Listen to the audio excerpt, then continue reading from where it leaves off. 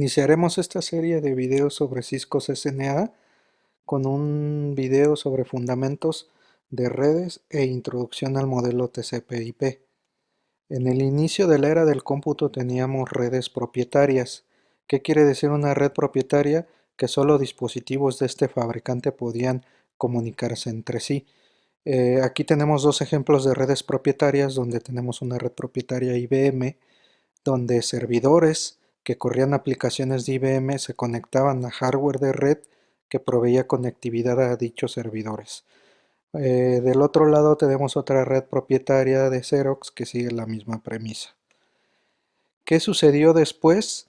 Que los usuarios finales querían interactuar con estos sistemas de ambos fabricantes y se requería de un desarrollo que dificultaba la interacción de los dispositivos entre sí. En esta diapositiva les muestro el modelo de referencia TCP, donde tenemos el modelo original que incluía 4 capas: la capa de aplicación, la capa de transporte, la capa de internet y la capa de link. Posteriormente se desarrolló una actualización de este modelo donde la capa de link se separa en dos capas, muy similar al modelo OSI, donde tenemos una capa de enlace de datos y una capa física. Bueno, en esta diapositiva nos centraremos en la capa de aplicación. La capa de aplicación como tal no define la aplicación, sino que define los servicios necesarios para que la aplicación pueda interactuar con la red. Es decir, qué tipo de mensajes o de datos tiene que enviar la aplicación para poder comunicarse entre dos hosts.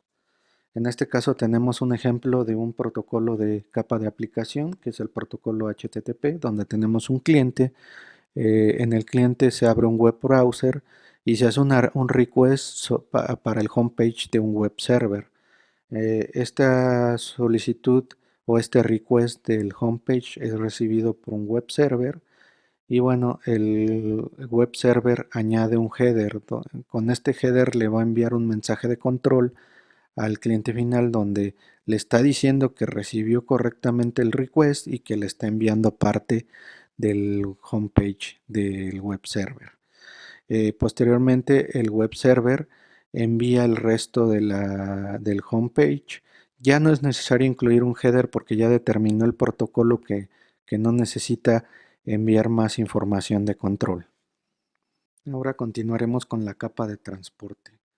Bueno, en la capa de transporte residen dos de sus mayores protocolos, que es TCP, Transport Control Protocol, y UDP, que es User Datagram Protocol.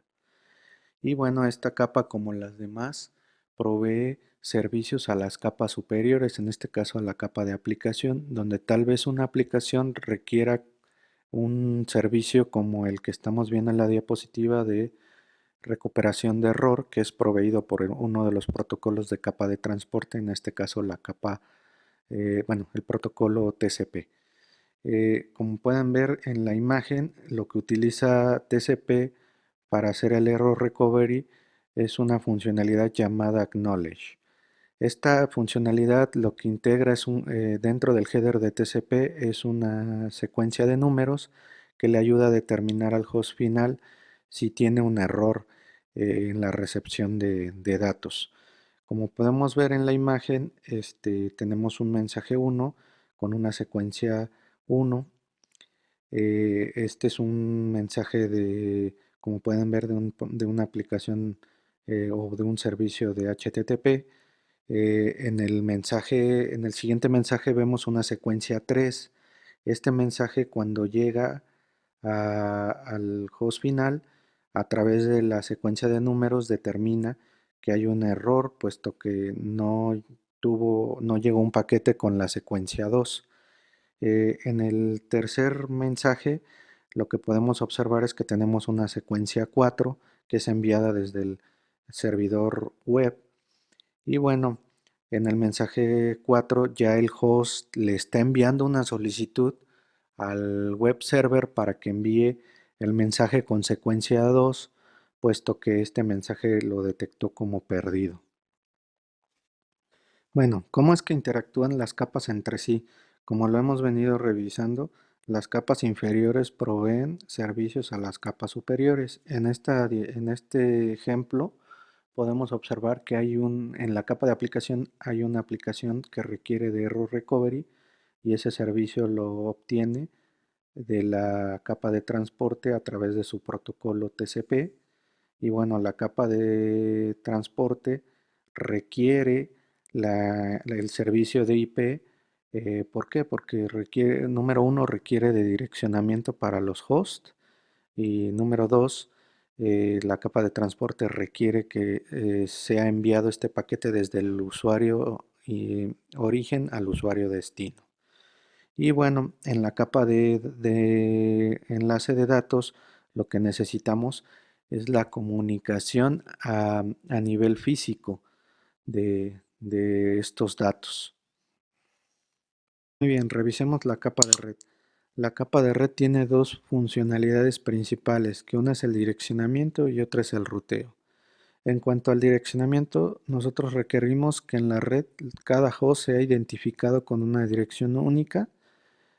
Con esto evitamos conflictos en la red que pudieran derivar en una pérdida de conectividad.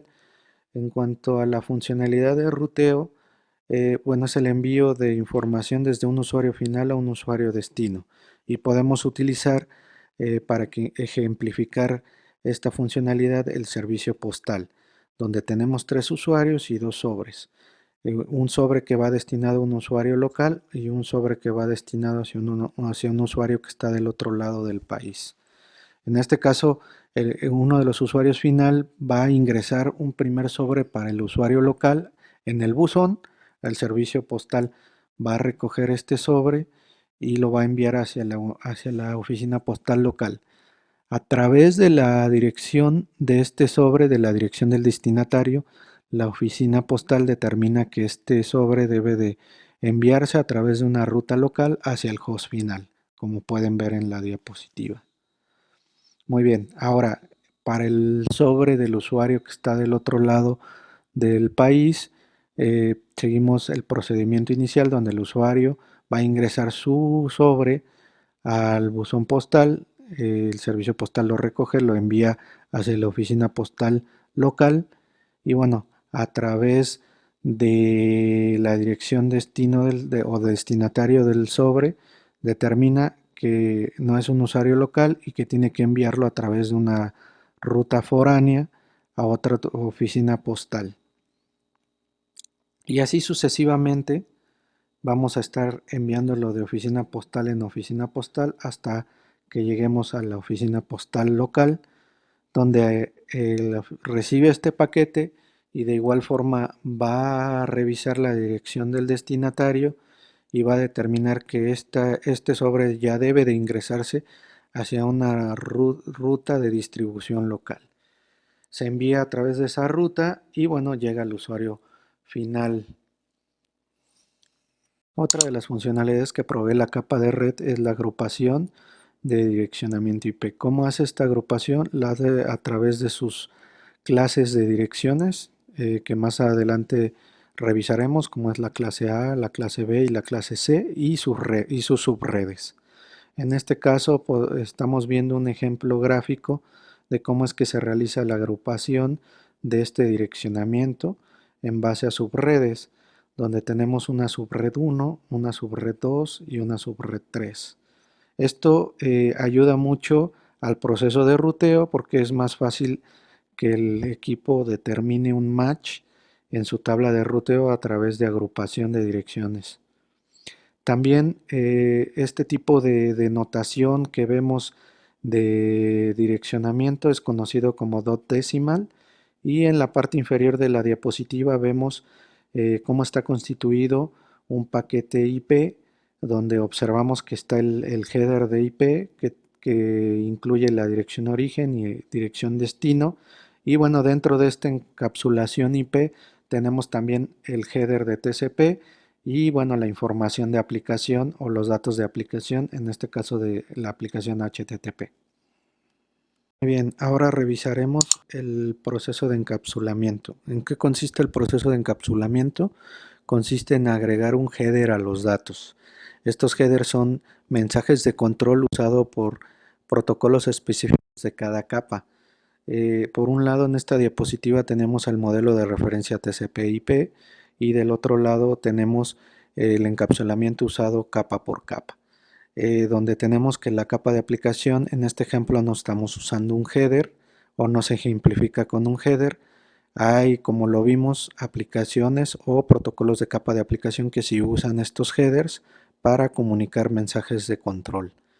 En la capa de transporte usamos un header de TCP, en la capa de red usamos un header IP y en la capa de enlace de datos usamos un header y un trailer capa de enlace de datos. Analicemos el envío de datos. En el primer escenario, el proceso IP del host origen determina que la IP destino se ubica dentro de su misma red. El proceso de envío encapsulará los datos en una frame para después codificarlos en impulsos eléctricos y enviarlos hacia un switch LAN. El switch LAN recibirá estos impulsos eléctricos y los decodificará para reconstruir la frame. Una vez que obtiene la frame, determina el puerto destino al que tiene que enviar los datos para llegar al host destino. Ahora, ¿qué sucede cuando el host origen requiere enviar datos hacia un host que está ubicado en otra red? Ok, el proceso IP del host origen determina precisamente que el host está en otra red y bueno, lo que hará sería enviar la información a través de su gateway, obviamente utilizando los encapsulamientos de las capas, comenzando por la capa de transporte, agregando un header de TCP y llegando a la capa de red donde agregará el header de IP y construirá un paquete. Y bueno, también pasará por el proceso de encapsulamiento de la capa de enlace de datos donde creará una frame para después de la misma forma codificar esta información en impulsos eléctricos que serán enviados a través del medio físico hacia el ruteador. Una vez que llegan estos impulsos eléctricos al ruteador, el ruteador tratará de construir la frame y bueno, entrará en el proceso de desencapsulamiento de la frame para obtener un paquete IP. Ahora, con el header del paquete IP tratará de determinar la mejor ruta posible buscando un match en su tabla de ruteo y determinando el host del siguiente salto, que puede ser otro ruteador.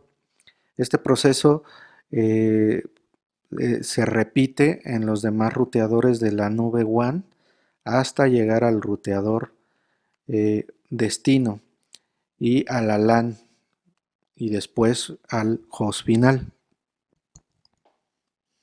Cada capa, cada encapsulamiento de cada capa tiene una denotación, un nombre. Por ejemplo, en el encapsulamiento de capa de transporte lo llamamos segmento, en el encapsulamiento de la capa de red lo llamamos paquete y el encapsulamiento de la capa de enlace de datos es una frame. Agradecer mucho su atención. Les pido por favor que me dejen sus likes, así como sus comentarios. Si tienen alguna duda respecto a estos temas que revisamos, en los comentarios me pueden dejar sus dudas y con gusto trataré de resolverlas. También les quiero comentar que vamos a trabajar en paralelo un video review de otro sistema de malla. En este caso va a ser un sistema de Netgear Orbi que realmente tiene un performance sensacional. Y bueno, también estamos trabajando en continuar con los videos del tema de Cisco CCNA. Muchas gracias.